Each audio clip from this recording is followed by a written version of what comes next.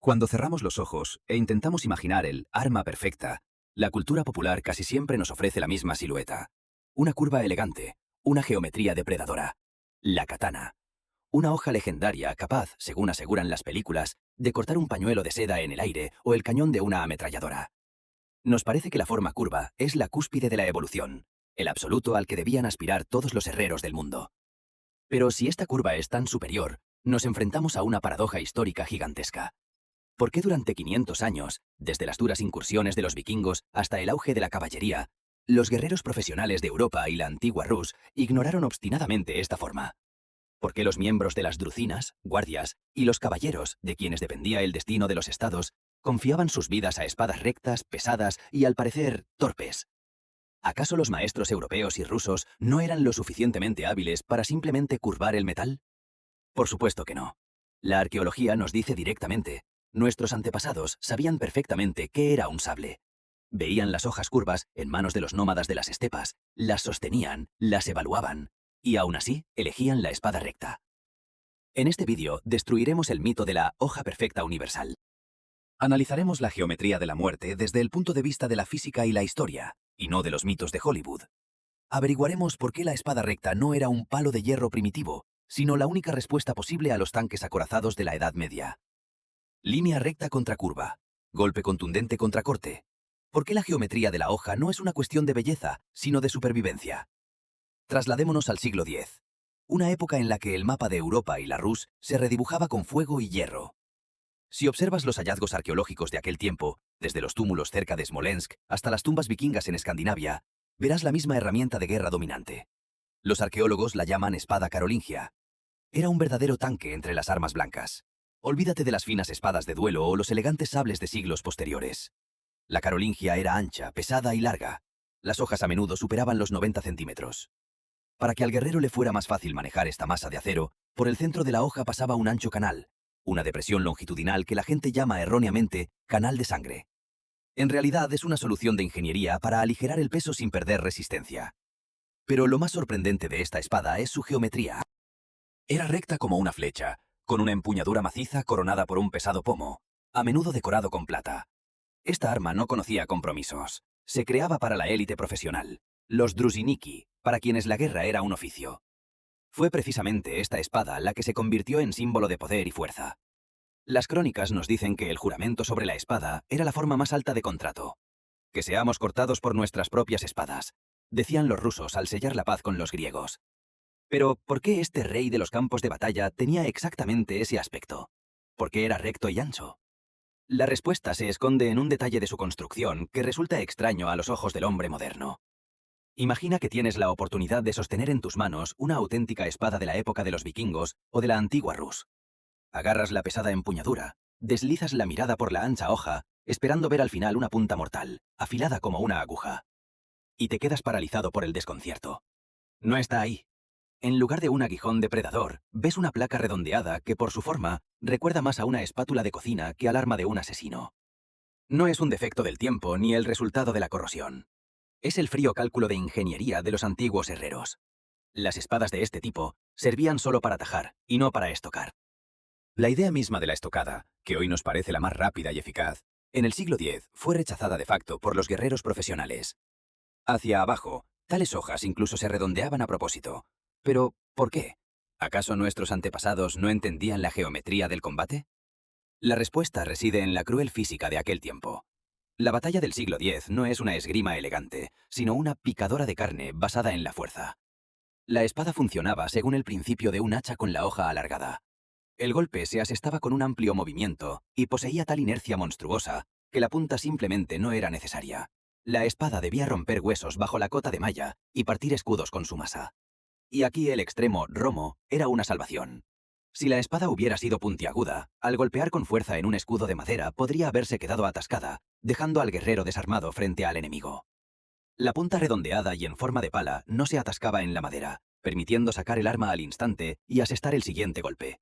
Era una herramienta de fuerza bruta y destructiva, donde el peso lo decidía todo.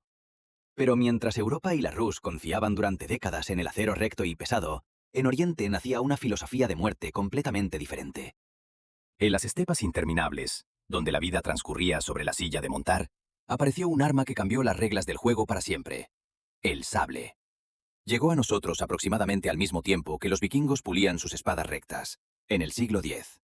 Los arqueólogos encuentran los primeros ejemplares, aún experimentales, en ricas tumbas de Druzhniki, por ejemplo, en la famosa Tumba Negra, en Chernigov, donde el sable yacía junto a la espada, como desafiándola. Pero no era simplemente hierro torcido, estropeado por un herrero inepto. Era una verdadera revolución tecnológica. ¿Cuál es el secreto de esta curva? Si la espada carolingia recta taja como un hacha, clavando toda la energía cinética verticalmente hacia abajo en un punto, el sable curvo funciona de otra manera. Corta. Al golpear, la curva crea el llamado efecto de sierra. La hoja se desliza por el objetivo, cortando la carne en un área mucho mayor y con menos esfuerzo. Para un jinete que pasaba a toda velocidad junto al enemigo, era el arma ideal. La espada recta podía atascarse en el cuerpo o el escudo, dislocando el brazo al combatiente, mientras que el sable, gracias a su geometría, salía de la herida por sí solo. El acero de Oriente, ligero, depredador e increíblemente rápido, se convirtió en la primera señal de alarma para la pesada espada europea. Los antiguos rusos, que guerreaban constantemente con la estepa, apreciaron al instante esta innovación letal. La historia de las armas no es solo física, sino también psicología. En la crónica de los años pasados se conserva una leyenda donde estas dos filosofías de guerra, el sable curvo y la espada recta, chocaron no en el campo de batalla, sino en un diálogo que decidió el destino de los pueblos. Los házaros, poderosos señores de las estepas, exigieron tributo a los polianos, una tribu eslava que vivía a lo largo del Dnieper. Los polianos pensaron y llevaron a los conquistadores no pieles ni oro, sino una espada por cada casa. Los guerreros házaros llevaron este extraño botín a sus ancianos, esperando elogios. Pero los sabios, al mirar las hojas, se horrorizaron. Su veredicto pasó a la historia. No es bueno este tributo, príncipe. Nosotros lo buscamos con armas afiladas de un lado, es decir, con sables. Pero estos tienen armas de doble filo, es decir, espadas. No nosotros, sino ellos tomarán tributo de nosotros y de otros países. Esta leyenda ilustra perfectamente la reputación de la espada recta en la Alta Edad Media. A los ojos de los contemporáneos, la ventaja no estaba en la velocidad del sable, sino en la amenaza total de la hoja de doble filo. El sable era un arma de un lado, un arma de maniobra. La espada, afilada por ambos bordes, se percibía como un símbolo de fuerza absoluta y aplastante, de la que no se puede esquivar. Los ancianos házaros tenían razón. La historia demostró que el futuro pertenecía realmente a quienes tenían en sus manos pesadas hojas rectas. Pero, ¿por qué la física del sable perdió en este asalto? Dejemos las crónicas y miremos la física pura. ¿Cuál es la diferencia fundamental entre el golpe de una tira de acero recta y una hoja curva? ¿Por qué la katana japonesa o el sable estepario se consideran los reyes del corte? El secreto está en la geometría del contacto. Cuando una espada recta golpea el objetivo, actúa como un hacha. Toda la fuerza del impacto cae perpendicularmente en un punto. Es un golpe de impulso. Aplasta, rompe, clava la energía profundamente hacia adentro. La hoja curva funciona de otra manera. Gracias al arco, en el momento del impacto, la hoja no simplemente llega al objetivo, sino que comienza a deslizarse por él. El área de contacto se vuelve enorme. El sable no solo golpea, sino que corta con un golpe deslizante una gran superficie del cuerpo. Es el llamado corte de arrastre. Es decir, con el mismo esfuerzo del brazo, la hoja curva inflige una herida mucho más terrible, profunda y larga que la recta. Parecería que la elección es obvia. ¿Para qué golpear si se puede cortar? ¿Por qué entonces Europa y la Rus no tiraron sus espadas rectas al basurero de la historia ya en el siglo XI? El caso es que el golpe de corte tiene un defecto fatal. Funciona perfectamente sobre la carne, sobre la tela, sobre la piel, pero es absolutamente impotente ante aquello con lo que se enfrentaron nuestros antepasados. El principal enemigo del sable y el mejor amigo de la espada recta no fue otro acero, sino la camisa de hierro, la cota de malla. Muchos piensan que los caballeros y los bogatires siempre estuvieron cubiertos de hierro, pero la arqueología da una sorpresa.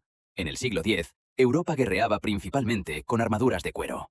Sin embargo, la antigua Rus, gracias a sus vínculos con Oriente, se vistió con auténtica cota de malla 200 años antes que sus vecinos occidentales. Y esto cambió completamente el panorama del combate. Imagina un golpe con un sable curvo o una katana sobre una cota de malla. La hoja comienza a deslizarse, cortando el aire, pero chirría impotente sobre miles de anillos de acero. No puede engancharse, no puede cortar la red metálica. La pesada armadura impidió durante mucho tiempo la penetración del sable. El golpe de corte aquí simplemente no funciona. Para detener a un guerrero con cota de malla, no había que cortarlo, sino golpearlo. Se necesitaba una barra pesada y recta que con su peso abollara los anillos, rompiera la clavícula o aturdiera con un golpe en el casco. La espada recta era el instrumento de percusión ideal. Es por eso que en la Rus, donde las cotas de malla se volvieron masivas muy pronto, el sable, aunque era conocido, seguía siendo un arma secundaria.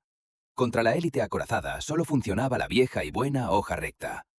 El tiempo pasaba, y las cotas de malla se volvían más resistentes, cubriendo al guerrero de pies a cabeza. Simplemente golpearlas con un palo de hierro se volvía cada vez más difícil.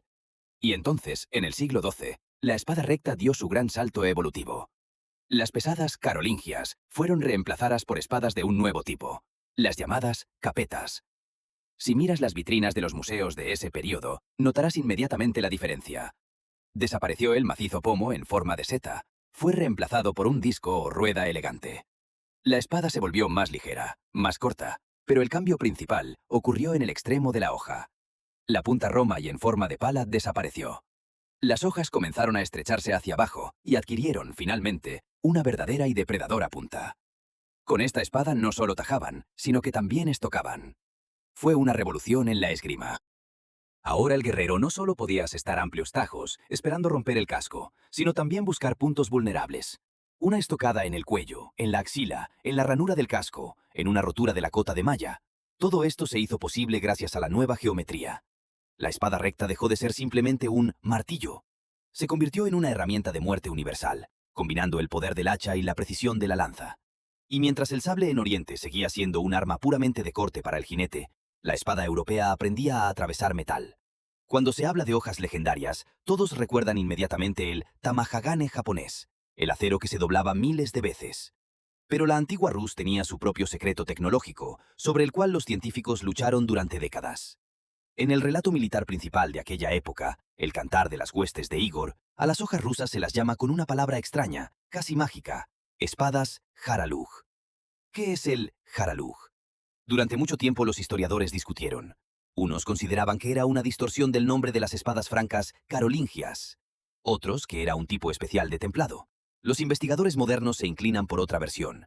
El Haraluj es ese mismo acero de Damasco legendario, el Bulat, llegado de Oriente. Y aquí se esconde un hecho increíble que rompe los estereotipos. Estamos acostumbrados a pensar que Oriente es siempre el sable curvo. Pero cuando los arqueólogos abrieron los tesoros de los sultanes turcos, se quedaron atónitos. Resultó que en el siglo XII, en tiempos de las campañas del príncipe Igor, el Oriente árabe y persa también luchaba con espadas rectas. Sí, exactamente así. Ese mismo acero Haraluj de Damasco, el mejor del mundo en ese momento, no se destinaba a los sables, sino a la forja de pesadas espadas rectas. Incluso en el corazón de Oriente, en la patria del Bulat, la hoja recta se consideraba tan perfecta que el sable tardó mucho en desplazarla. Significa que la cuestión no estaba en la calidad del metal, sino en algo más.